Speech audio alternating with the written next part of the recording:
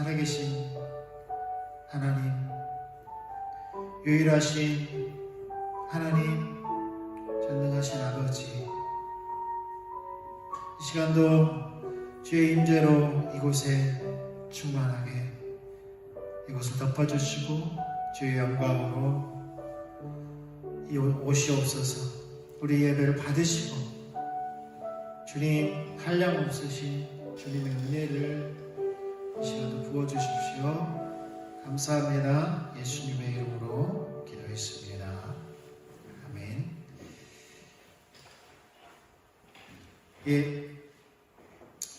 일회교회 또 주일 예배 함께 하시는 한 분 한 분 예수님이 축복합니다. 우리 찬양으로 하나님께 나아가겠습니다.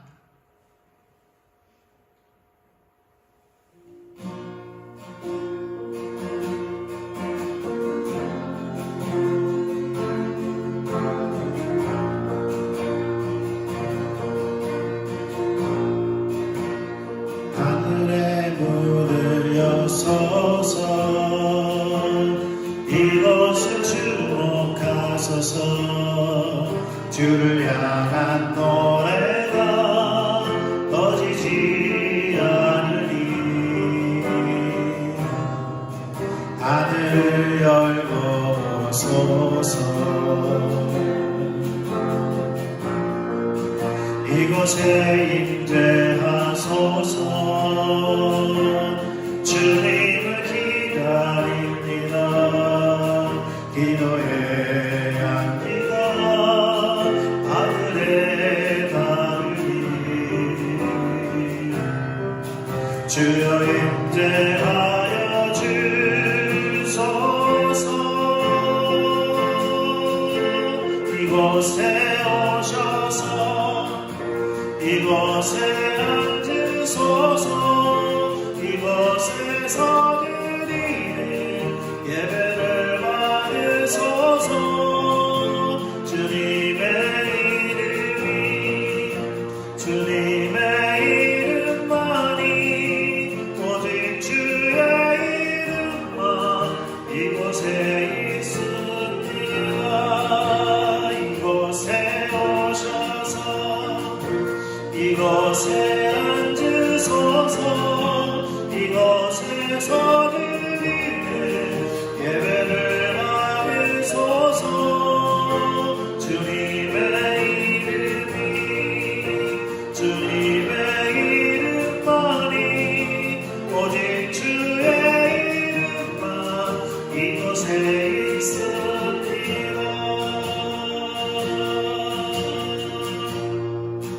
하늘의 문을 여서서 이곳을 주목하소서. 주를 향한 노래가 꺼지지 않으리. 하늘을 열고 오소서. 이곳에 임재하소서. 주님을 기다립니다. 기도해야 합니다. 하늘에 닿으리. 주여 임재하여 주소서. 이곳에 오셔서 이곳에 앉으소서. 이곳에서 드리는 예배를 받으소서. 주님의 이름만이 오직 주의 이름만 이곳에 있습니다. 이곳에 오셔서 이곳에 앉으소서. 이곳에서 드리는 예배를 받으소서. 주님의 이름만이 오직 주의 이름만 이곳에 있습니다. 이곳에 오셔서 이곳에 앉으소서. 이곳에서 드리니 예배를 받으소서. 주님의 이름만이 오직 주의 이름만 이곳에 있습니다.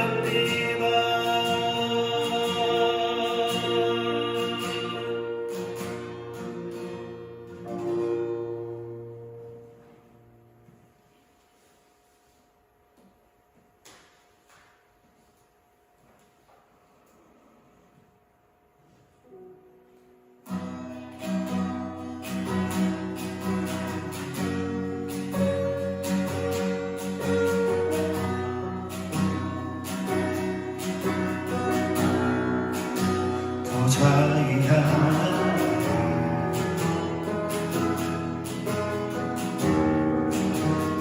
어린 양께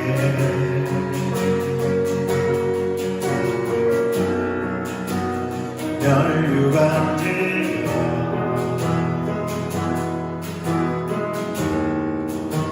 주 앞에 경배해.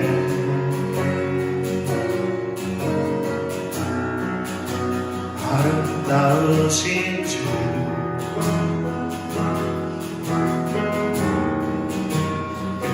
나는 영광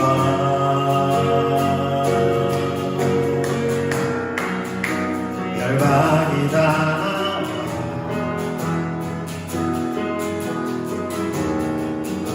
그 아들 노래 주 영광 하늘 가게 주 다스리네. 주 영광 온 하늘 가게 주 나라 온 땅 다스리네.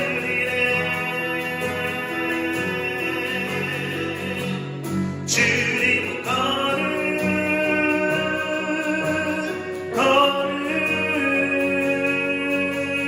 전능하신 주 하나님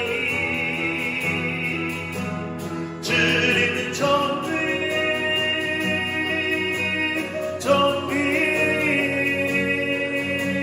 죽임 당한 어린 양께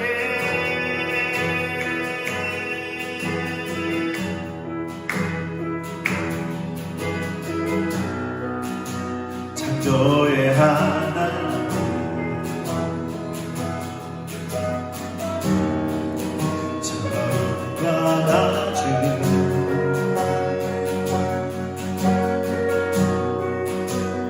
모든 만물들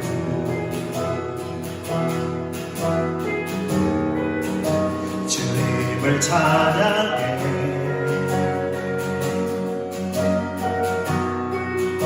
사망을 이기신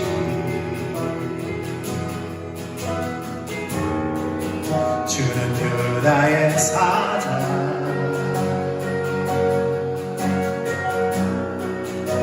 영광 할렐루야.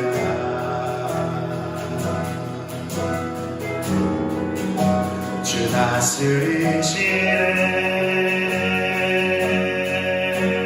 주 영광 온 하늘 가게 주 나라 온 땅 다스리네. 주 영광 온 하늘 가게 주 나라 온 땅 다스리네.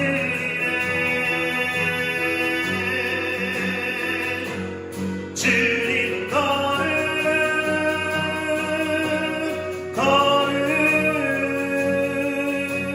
전능하신 주 하나님 주님은 존귀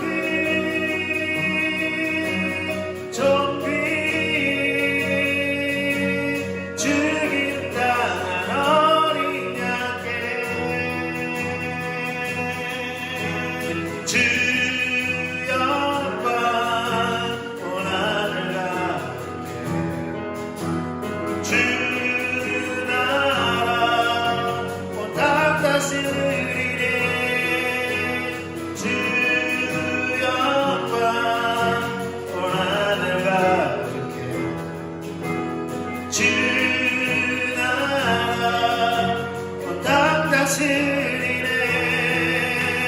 주 영광 온 하늘 가득해 주 나라 온 땅 다스리네 주 영광 온 하늘 가득해 주 나라 온 땅 다스리네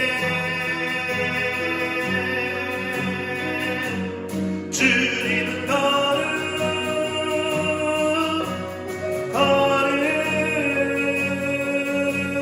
전능하신 주와 하나님 주님은 존귀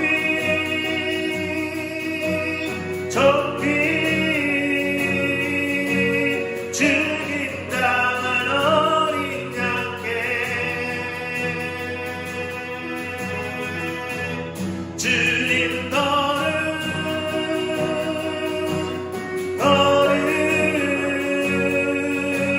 전능하신 주 하나님 주님은 존귀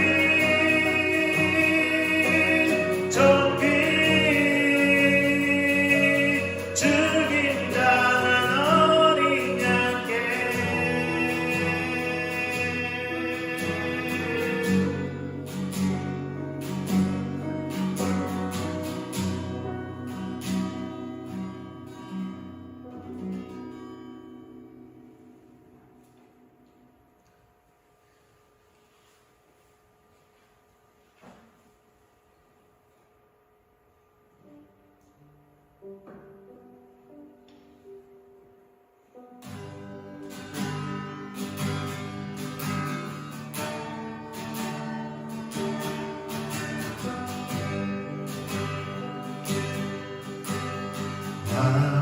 하늘을 들어요 왕 되신 주께 경배를 드려요 나를 손들어요 우주 만물 창조하신 주님께 주의 의중을 내게 보이시고 주의 목적을 따라 살게 하소서 나의 가는 모든 길 주가 알려주시고 주의 자원으로 살게 하소서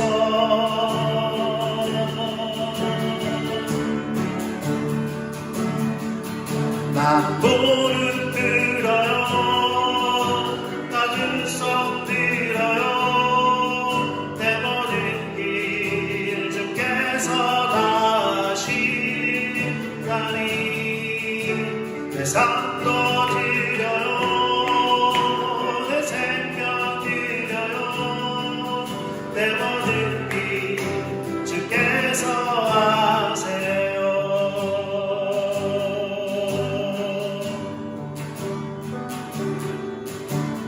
나 무릎 꿇어요 왕 되신 주께 경배를 드려요 나를 손들어요 우주 만물 창조하신 주님께 주의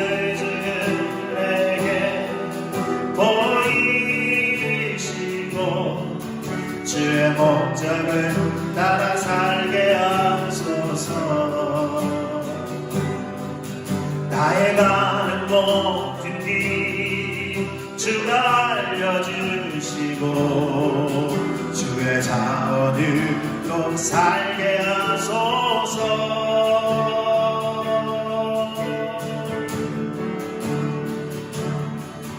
나 무릎 꿇어요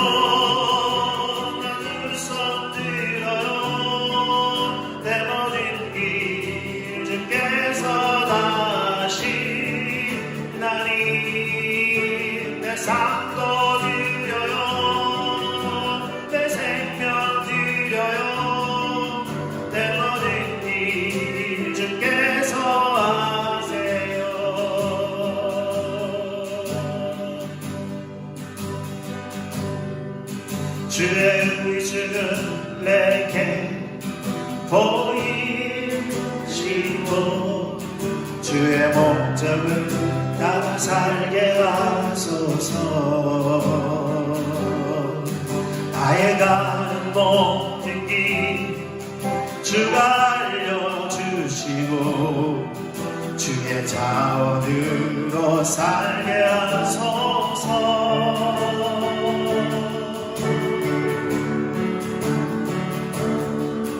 나 무릎 꿇어요. 나 두 손 들어요. 내 모든 길 주께서 다시나니 내 삶도 드려요.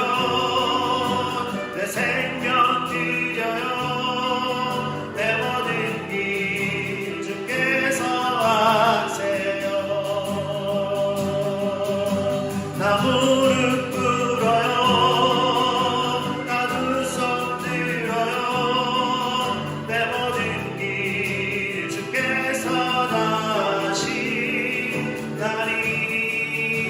내 삶도 드려요. 내 생명 드려요. 내 모든 길 주께서 하세요. 나 무릎 꿇어요. 나 두 손 들어요. 내 모든 길 주께서 다시나니 내 삶도 드려요.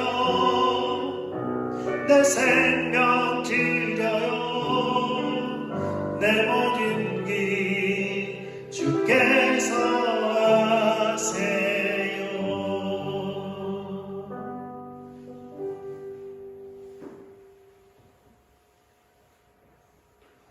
아멘.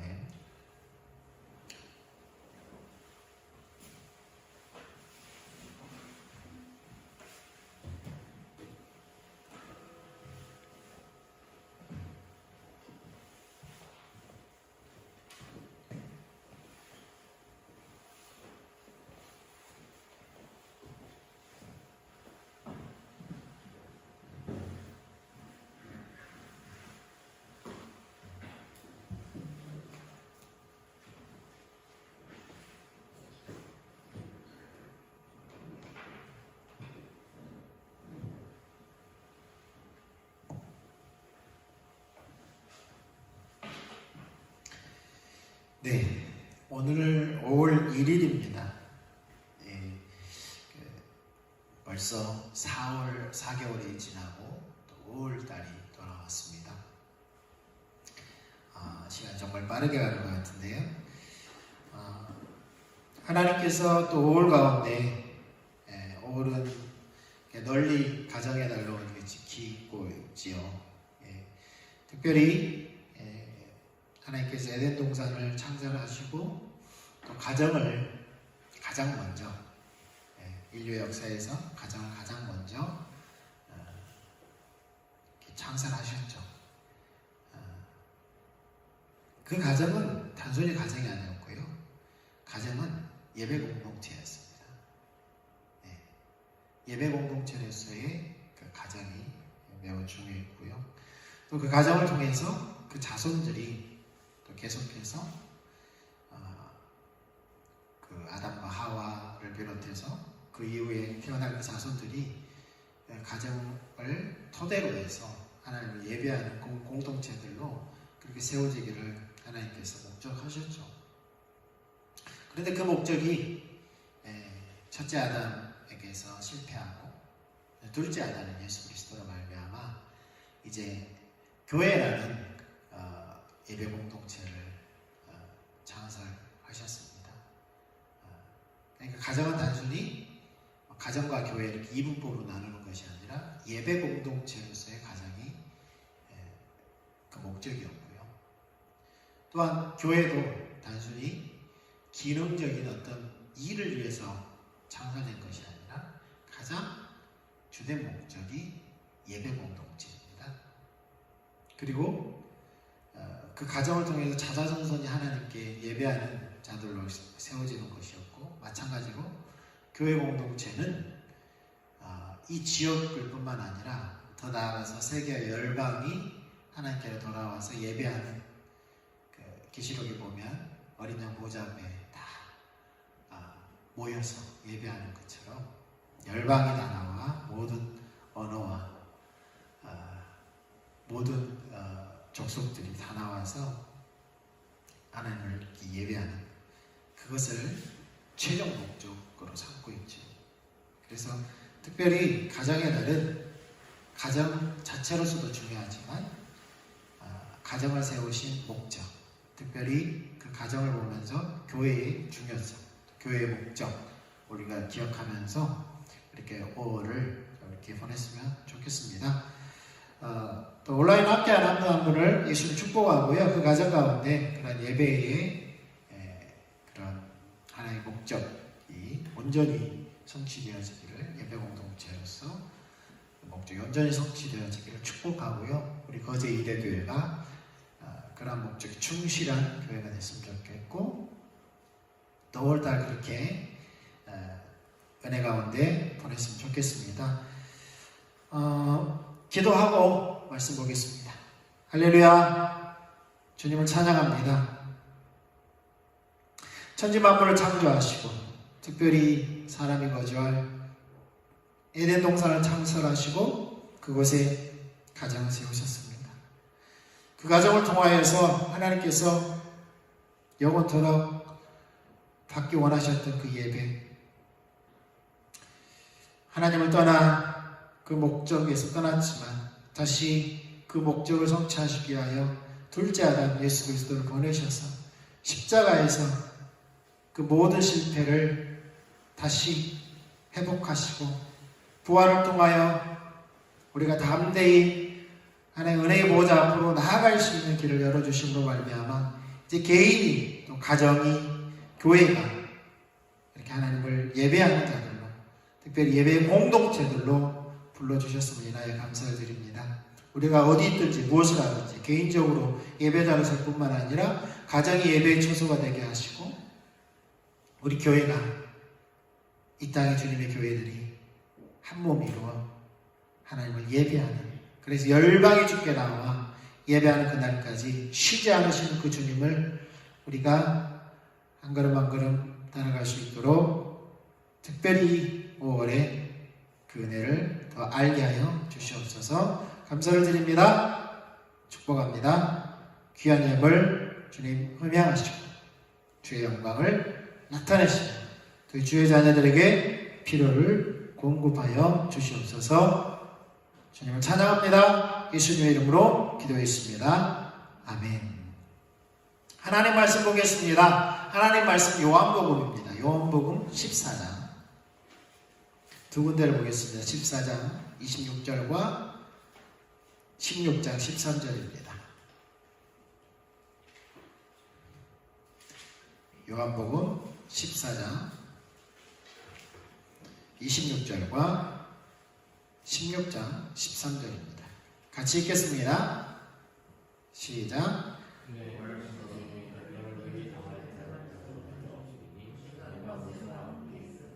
아이고 죄송합니다.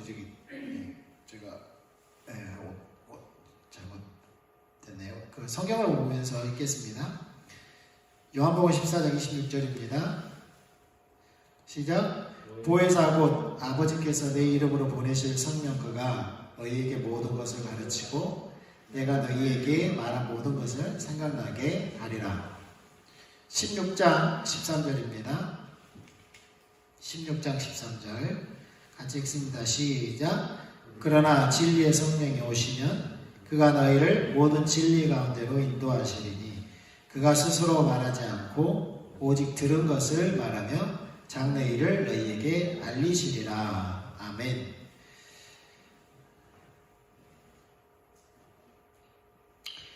오늘은 은혜에 의한 삶, 이어서 말씀에 의한 삶을 살펴보면서 말씀, 이성, 또 경험, 성령, 이 네 가지 키워드를 이렇게 좀 같이 살펴볼 건데요. 그러니까 말씀과 이성과 경험, 성령, 어쩌면은 상식적으로 보면은 이게 서로 모순될 수 있습니다. 서로 모순될 수 있어요. 성경적으로는 모순되지 않습니다. 그런데 우리의 상식에 비춰서, 세상의 상식에 비춰서 약간 모순될 수 있다는 겁니다. 우리의 신앙은 처음부터 끝까지 은혜에 의한 삶이고, 말씀에 의한 삶이고, 성령에 의한 삶이고, 십자가에 의한 삶이고, 믿음에 의한 삶입니다. 우리는 충분히 말씀을 이성적으로 봐야 합니다. 우리는 그렇게 말을 하잖아요. 덮어놓고 믿어. 하나님께서 말씀하셨으니 무조건 믿어야 돼. 그 말이 맞기도 하지만 맞지 않기도 합니다. 말씀은 충분히 이성적으로 검토되어야 합니다. 무슨 말이냐면, 그래야 우리가 말씀을 보면서 합리적으로 판단하고 균형 잡힌 삶을, 그러한 삶의 경험을 통해서 또 하나님을 경험할 수 있기 때문에 그렇습니다. 그리고 이성과 합리, 과학 이러면은 서로 그러니까 이것이 같이 가고, 성경, 그러니까 말씀, 또 믿음, 신앙, 또 성령, 이것이 이렇게 두 가지로 나눠질 거라고 생각해서는 안 된다는 겁니다. 이성을 창조하신 분이 누굽니까? 하나님입니다. 그럼 우리 이성이 잘못되었다는 것입니까? 아니죠. 기독교는 세상 모든 종교 중에서 가장 합리적인 종교입니다. 이것은 무엇을 전제로 해야 하냐면은 하나님이 살아계시고 하나님이 천지를 창조하셨다라는 그것을 전제로 하면 성경은 충분히 이성적이고 합리적입니다. 문제는 우리가 성경을 이성적이거나 합리적이거나 또 충분히 과학적이라고 믿지 않기 때문에 그렇습니다. 그래서 세계관을 기독교 세계관을 이야기하면서 성속의 분리라든가 이런 것들이, 이런 말들이 있긴 하지만, 그러니까 왜 그런 말들이 생겨났고, 왜 그러면 성경을 믿음으로만 이해해야 되고, 또 성경은 초월적인 하나님의 말씀이기 때문에 우리가 주관적으로 치부하느냐는 거죠. 이것은 역사 속에서 역사를 우리가 들여다보면은 어느 정도 이해가 가능합니다. 그러니까 오늘날 과학자들 그러면 성경을 신화, 그리스 로마 신화처럼 믿지 않죠. 왜 그럼 그렇게 되었느냐? 그것은 중세를 지나오면서 기독교가 화석화되면서 특별히 믿음만을 강조한 나머지 합리적이고 이성적인 사고들을 억압했습니다. 심지어는 그러니까 실험을 통해서 실증되어진 그런 결과물들도 이단적으로 취급했다는 거예요. 예를 들어서 그런 거죠. 우리가 잘 알고 있듯이 갈릴레오, 천동설, 지동설, 그 재판이 있었잖아요. 그 전부터 지동설 주장은 갈릴레오가 주장한 게 아니에요.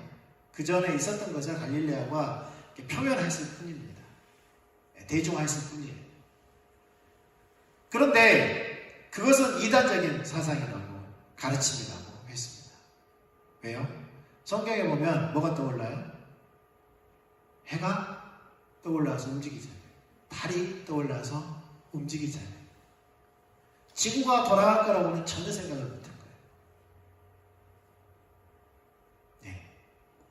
그 심지어는 그래서 바다 끝에는 낭떠러지라고 생각했어요. 그런데 지구가 둥글다라는 사실을 안 사람들은 그것을 전제로 해서 탐험을 시작했고 삥 돌면은 인도가 왜냐하면 서양 사람들은 인도까지 가봤거든요. 그래서 콜럼버스가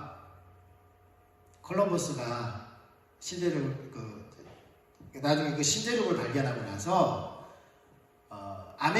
북아메리카에 있는 그 섬들을 뭐라고 생각했냐면 서인도라고 했어요. 서인도. 그래서 서인도 제도가 된 거예요. 여기가.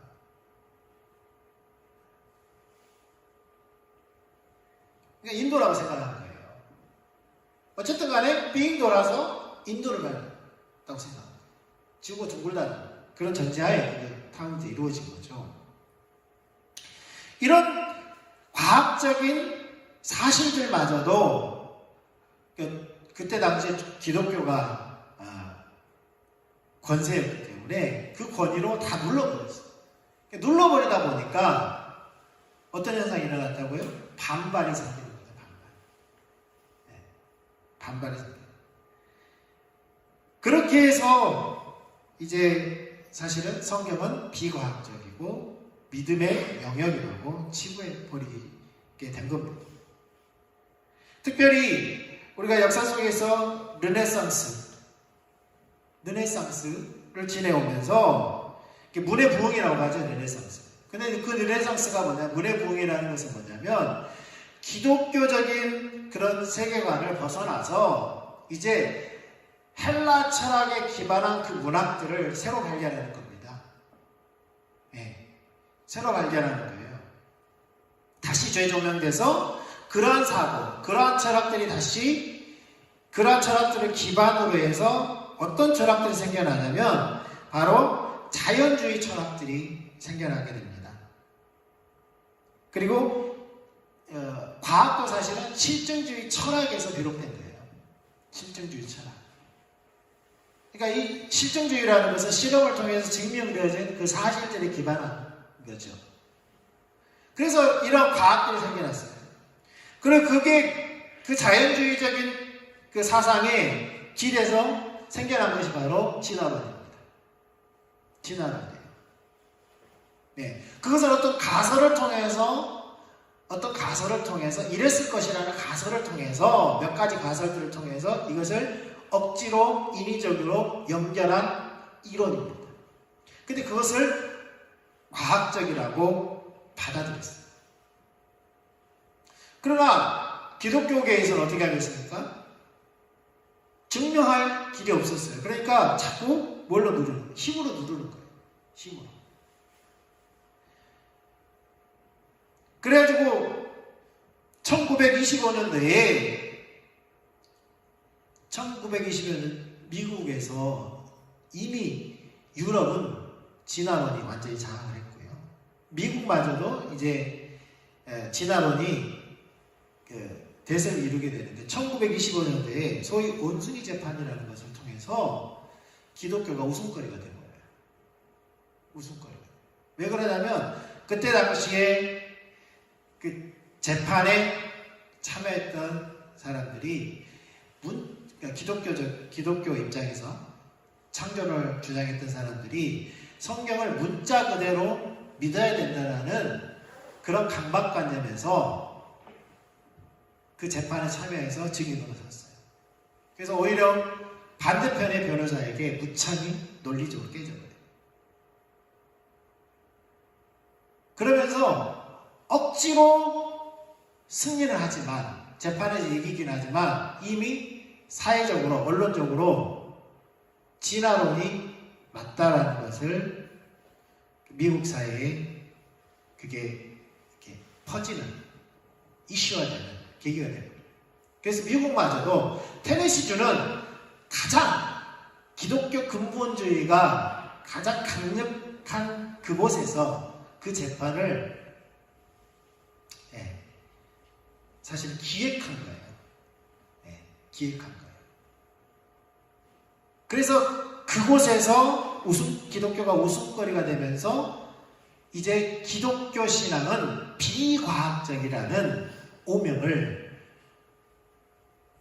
합리적이지도 않고 이성적이지도 않고 과학적이지도 않고 그냥 이것은 믿음의 영역으로서 신앙의 영역으로서 그냥 이렇게 밀려나게 됩니다. 그래서 성경은 객관적이지도 않고 이성적이지도 않고 뭐예요? 주관적이고 초월적인 거죠. 그러니까 거기에 나오는 성령은 더더욱 그렇습니다.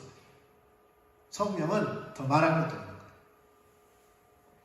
그래서 어쩌면은 성령론이 예전에도 말씀드렸습니다만은 하도 기독론, 신론에서 이단자들이 많이 나오니까 아예 성령론을 건들지도 않았고요. 그러한 과정을 통해서 성령을 말하면 뭐예요? 이 사람은 신비주의자가 된 거예요. 신비주의자.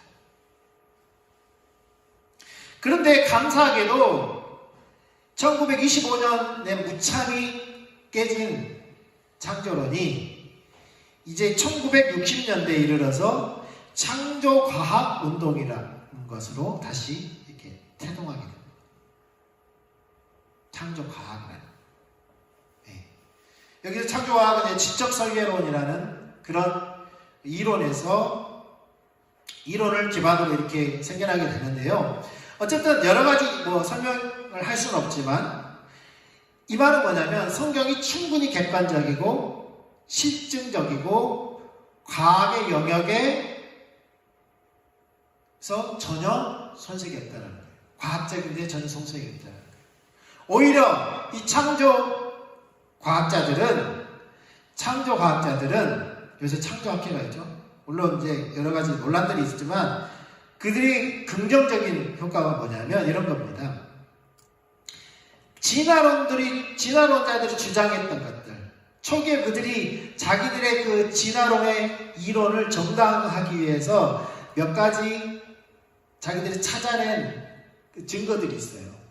유인론이 있었다든가, 사람과 침팬지 중간 단계가 있었다, 시조스라든가 이런 것들을 내세우면서 그런 화석들을 내세우면서 봐라, 이 중간 단계가 있지 않느냐. 그런데 창조과학자들은 그것이 가짜라는 것을 밝히는 가짜. 고증을 통해서 역사를 뒤지기 시작해요. 결국은 뭐예요?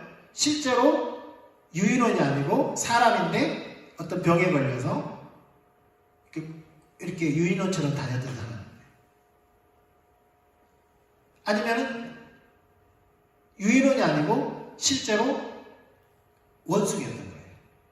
시조새가 어떤 중간 단계가 아니라 그 세 종류가 있는 거예요. 하나님은 모든 생물을 종류대로 창조하십니다. 종류대로. 이런 것들을 객관하기 시작한 거예요. 증명해내기 시작한 거예요.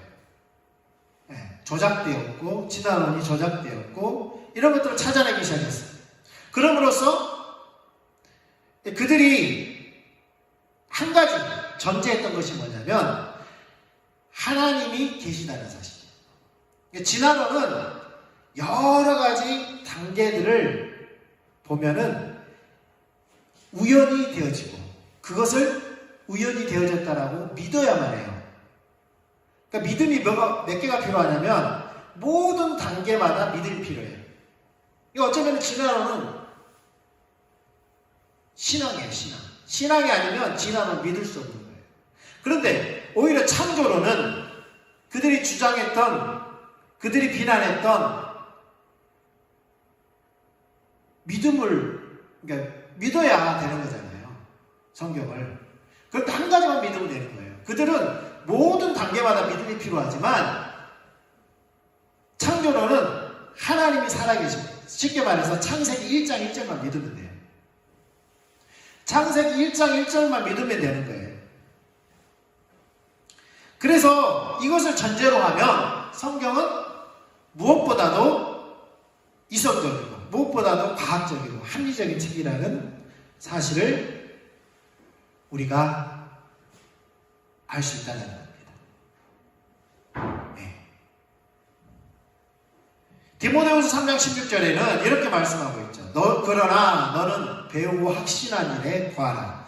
너는 내가 누구에게서 배운 것을 알며 또 어려서부터 성경을 알았나니 성경은 능히 너로 하여금 그리스도 예수 안에 있는 믿음으로 말미암아 구원에 이르는 지혜가 있게 하느니라. 16절에 모든 성경은 하나님의 감동으로 된 것으로 교훈과 책망과 바르게 함과 의로 교육하기에 유익하니 이는 하나님의 사람으로 온전하게 하며 모든 선한 일을 행할 능력을 갖추게 하려 함이라. 옛날에는 능력만 뛰어나면 뽑았어요. 근데 언젠가부터는 뭘 받냐면 인성을 봤어요. 그러니까 단순히 지식만이 아니라 인성을 받고요. 이제는 뭐까지 보냐면 리더십도 봐요. 관계를 봅니다. 관계. 기업들이 채용하는 게 그래요.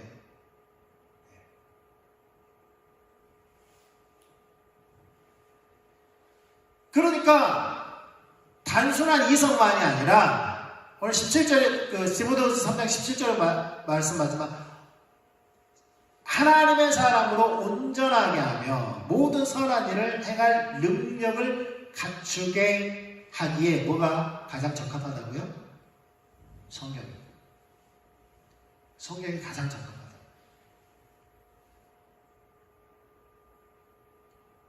하나님의 성경은 우리로 사람으로서 온전하게 만드는 유일한 책이라는 거예요. 유일한 책. 그러니까 뭐만 믿으면 된다고요? 창세기 1장 1절만 믿으면 돼요. 창세기 1장 1절. 근데 문제는 이겁니다. 성경책만 가지고 그럼 되느냐? 성경적인 지식만 우리가 가르친다고 되느냐? 안 되는 거죠. 왜 그래요? 디모데후서 3장 16절에 모든 성경은 하나님의 감동으로 된 것으로, 이게 하나님의 감동이라고 되어 있죠. 그러니까 이런 겁니다. 헬라 성경에는 여기 동사가 없어요. 명사들만 나열되어 있습니다.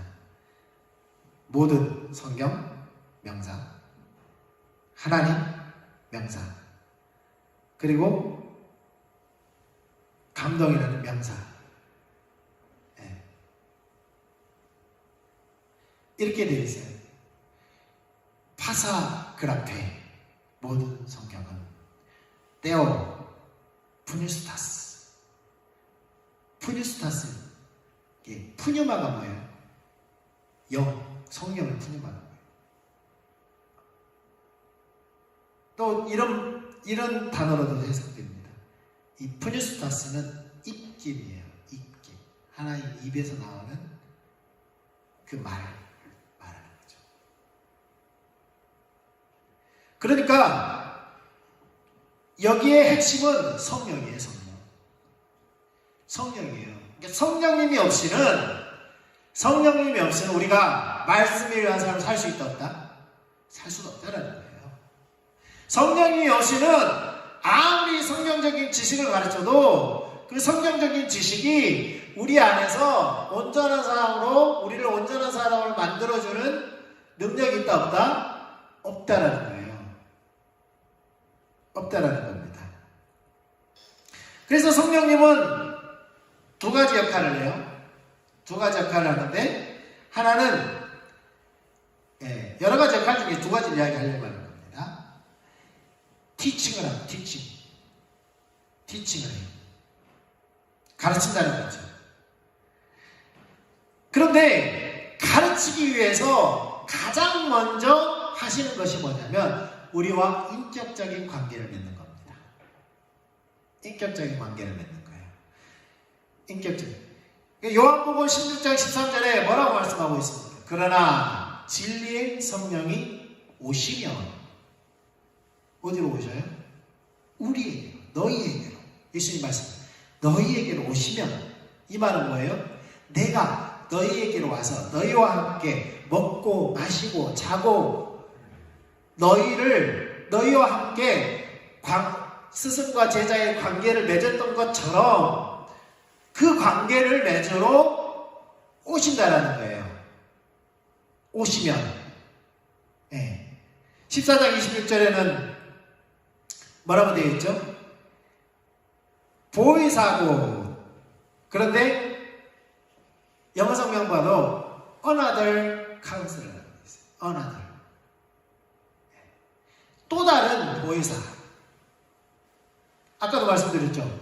예수님처럼 제자들과 함께하고 제자들 인도하고 제자들을 보호하는 그 보혜사로서의 예수님의 그 역할을 대신할 또 다른 보혜사가 오시면 그 말이에요. 그러니까 예수님과 제자들의 관계처럼 성령님이 우리와의 그 관계를 맺기 위해서 오신다라는 거죠. 뭐 하기 전에요? 가르치기 전에 뭘 먼저 맺는다고요? 관계를 맺는다고요. 인격적인 관계를 맺는다고요.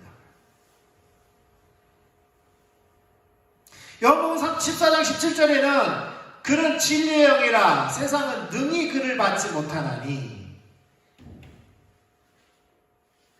성령을 받지 못한다는 겁니다. 이는 그를 보지도 못하고 알지도 못함이라. 그러나 너희는 그를 아나니.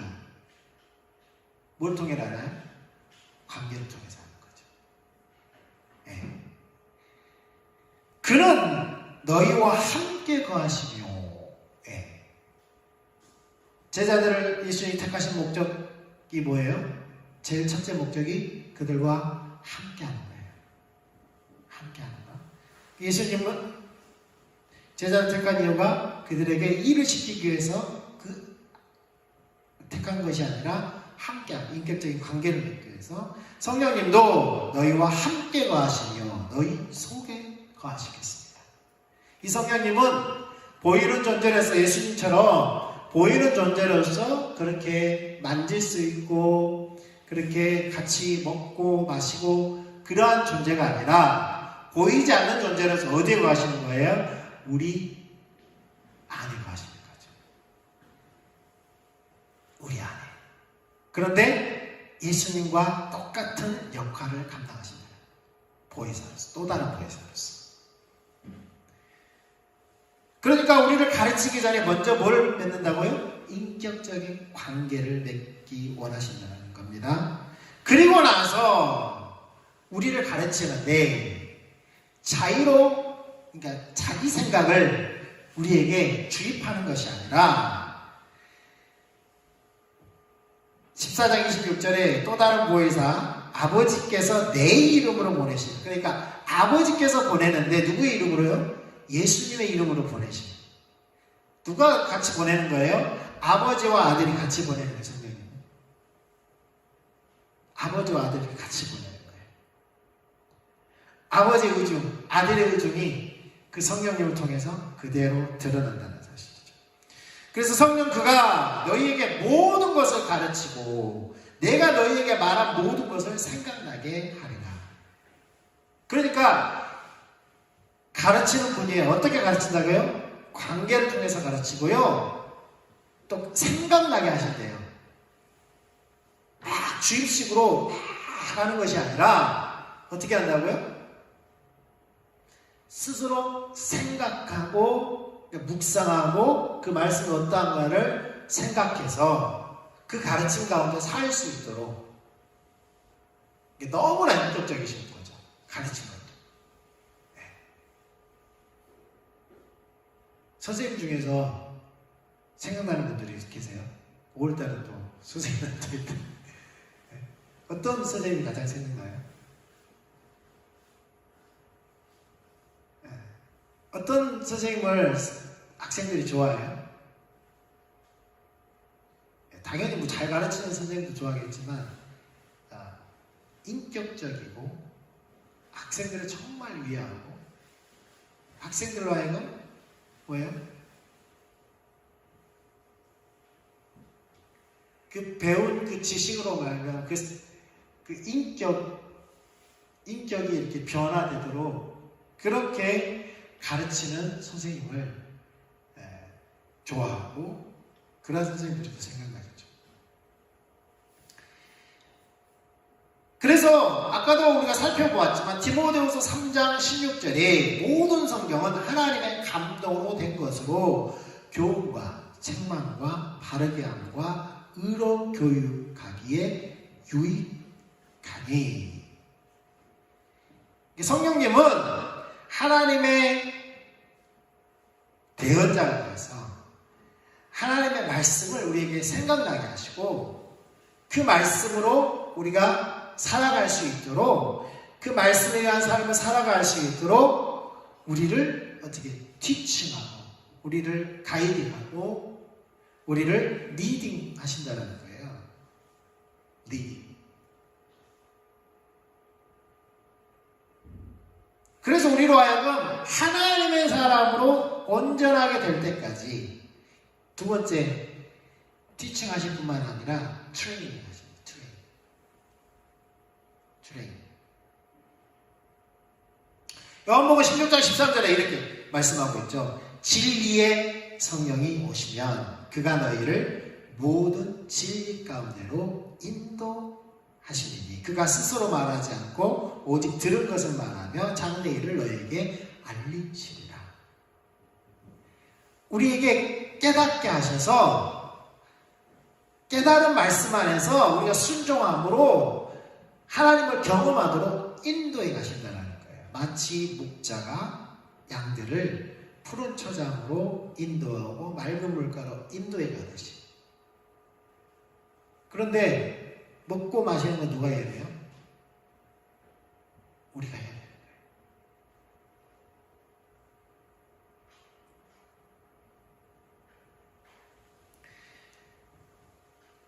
어디까지 우리를 트레이닝 하신다고요?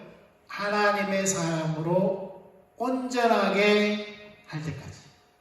그리스도의 장성한 분량에 이를 때까지.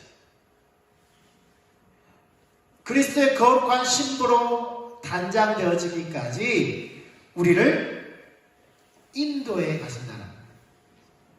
단순히 인도해 가는 것이 아니라 계속해서 업그레이드 되도록 트레이닝해 가신다는 거죠. 네. 그것을 신학적 용어로 성도의 견인이라고 말합니다.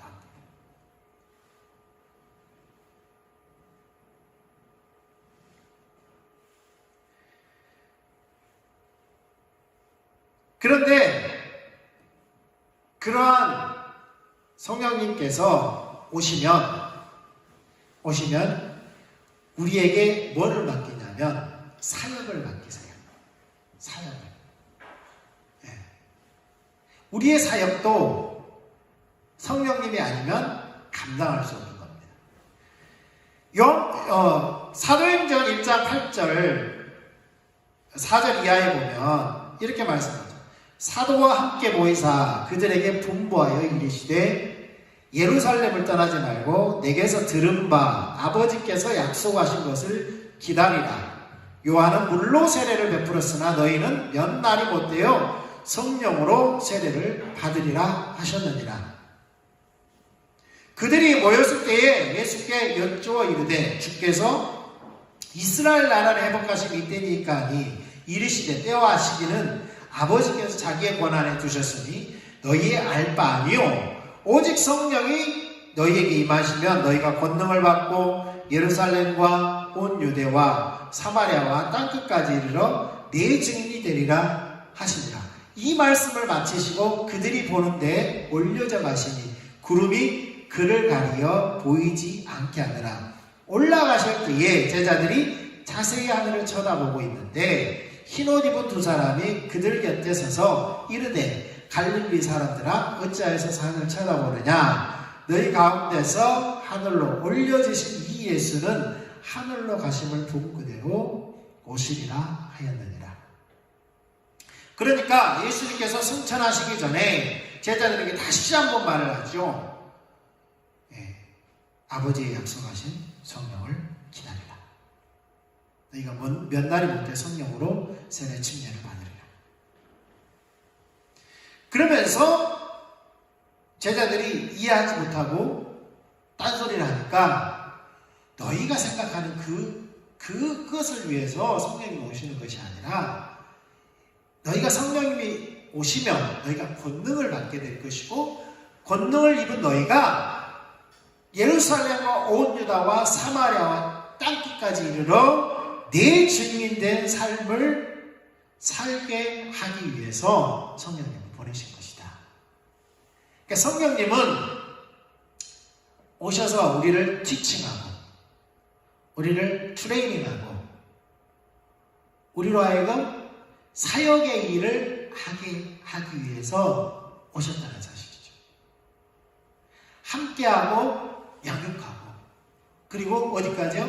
하나님과 동역하는 그 삶을 살게 하기 위해서 성령님이 오셨고 그 성령님께서 강제적으로 우리를 이끌어가는 것이 아니라 우리 안에서 우리와 인격적인 관계를 맺으시고 우리로 하여금 하나님을 알게 하시고 하나님께서 계획하신 또 그러한 계획들을 알게 하심으로 말미암아 우리로 하여금 자발적으로 그 사역에 동참하여서 어디까지요? 땅끝까지 열방에 이르기까지 주님이 구름 타고 다시 오신 그날까지 그 일을 감당하게 하기 위해서 성령님을 우리에게 보내셨다는 사실입니다. 그래서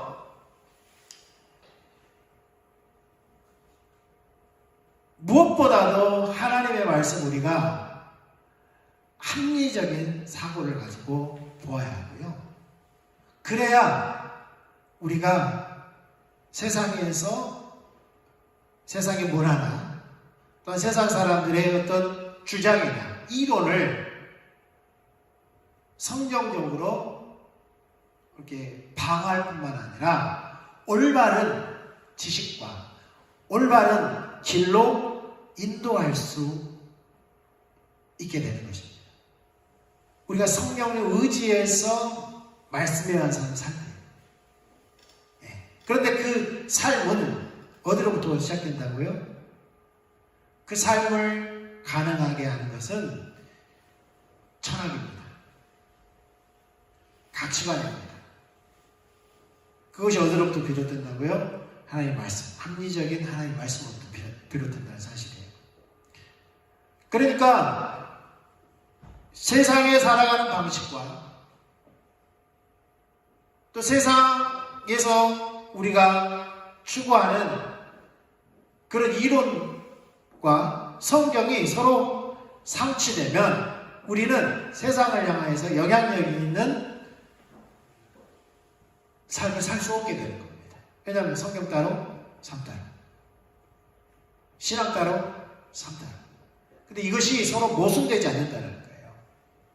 서로 상충되지 않는다는 거예요. 우리가 어떤 전제를 가지고 있을 때요? 성경이 살아계신 하나님의 말씀이고 이것은 무엇보다도 이성적이고 무엇보다도 합리적이고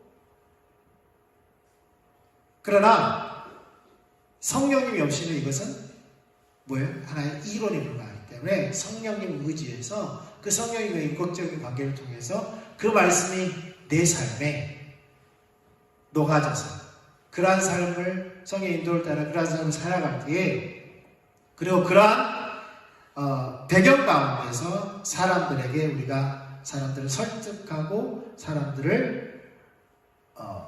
사람들에게 영향력을 미칠 때에 비로소 우리의 삶 속에서도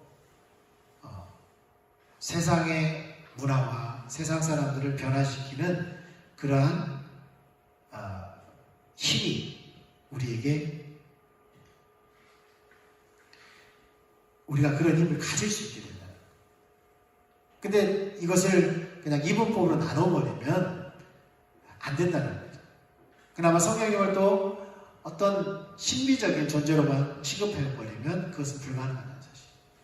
실질적인 우리와 인격적인 관계를 맺으시고 우리를 가르치시고 또 우리를 트레이닝에 가시고 또 우리를 하나님의 사역으로 인도하시는 그 성령님을 의지해서 또 인도를 따라 갈 때에 그러한 영향력 있는 크리스찬으로서의 삶을 살게 될 것입니다. 우리 같이 좀 기도하고 마치도록 하겠습니다.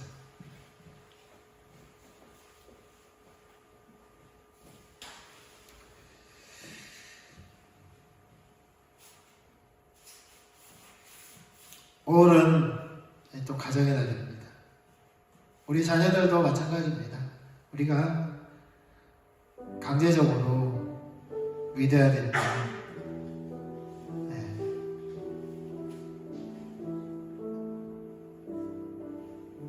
이분법적으로 우리 자녀들을 가르칠 때에는 그 자녀들이 오히려 세상에 설득되고 말 겁니다. 주님, 특별히 가정의 날 5월을 맞이해서 나 자신이 우리가 하나님께서 의도하셨던 대로 하나님과 관계 속에서 하나님을 예배하는 공동체들로 그렇게 세워지기를 원하고요. 하나님, 교회가 그 사명을 감당하고 열방이 돌아오기까지 쉬지 하시는 그 주님을 따라가게 하실 뿐만 아니라 우리에게 맡겨준 다음 세대들을 그렇게 세워갈 수 있도록 은혜를 베풀어 주시니, 특별히 세상은 성경을, 하나님의 말씀을 특별히 다음 세대들로부터 분리해내서 그것은 이성적이지도 않고 합리적이지도 않고 과학적이지도 않기 때문에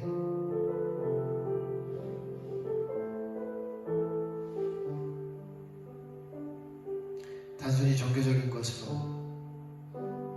신앙적인 것으로, 특별히 다음 세대로 하여금 그것을 버리게 만드는 그런 강력한 영향력이 이 땅 가운데 있습니다. 주님, 우리가 뒤로 물러나 침전에 빠질 자들이 아니라 믿음으로 영혼을 구하는 자들이라고 하셨사오니, 특별히 이스라엘 백성들을 가르치시고 트레이닝 하실 때 모든 하나님 입에서 나오는 말씀으로 살게 하는 법을 가르치게 하셨사오니 우리로 하여금 알게 하시고 가르치시고 인도해 있어서 이 세상 가운데 휩쓸려가는 죽은 자들이 아니라 세상을 거슬러 올라가는, 또 세상을 변화시키는 살아있는 자들로, 부활의 사람들로 우리를 세워주시옵소서. 좀 축복합니다. 주님 감사합니다. 이제는 우리 주 예수 그리스도의 한량없으신 은혜와 하나님 아버지의 크신 사랑과 성령님의 가르치시고 또 우리를 인도해 가시며 또 하나님 사역을 감당케 하시는 그 능력의 역사가 올 가정의 달을 맞은 모든 가정들과 특별히 우리 다음 세대들 가운데 말씀과 성령으로 살기를, 이 땅의 교회 가운데 열방들이 그렇게 살기를 예수님의 이름으로 축원합니다.